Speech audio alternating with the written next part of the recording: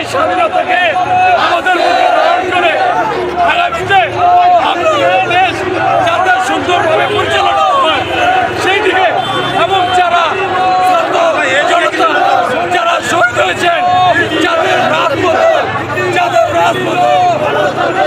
রাজপথে রক্তের বিনিময় আজকে আমরা একটি স্বাধীনতা পেয়েছি, সেই স্বাধীনতাকে ধরে রাখতে হবে। এর পাশাপাশি বলতে চাই, যারা বিশৃঙ্খলাকারী, যারা মানুষের বাড়িতে আক্রমণ করবে, হামলা করবে, তারা আমাদের বিএনপির লোক না, সন্ত্রাসী। তাদেরকে চিহ্নিত করার জন্য তারেক রহমান আমাদেরকে দায়িত্ব দিয়েছেন। আমরা তাদেরকে চিহ্নিত করে আমার দলের কোনো লোক থাকলে তাদেরকে দল থেকে বহিষ্কার করা হবে।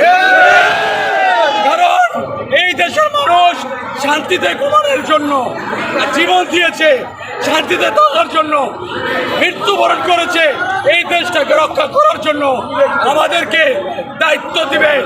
আমরা সেই দেশটাকে সুন্দরভাবে এবং গণতান্ত্রিকভাবে আমরা সকলে এই দেশটাকে সফল পরিচালনা করব, এবং যাতে কোনো সারা বাংলাদেশে কোনো বিশৃঙ্খলা না হয় সেই দিকে নজর রাখবো।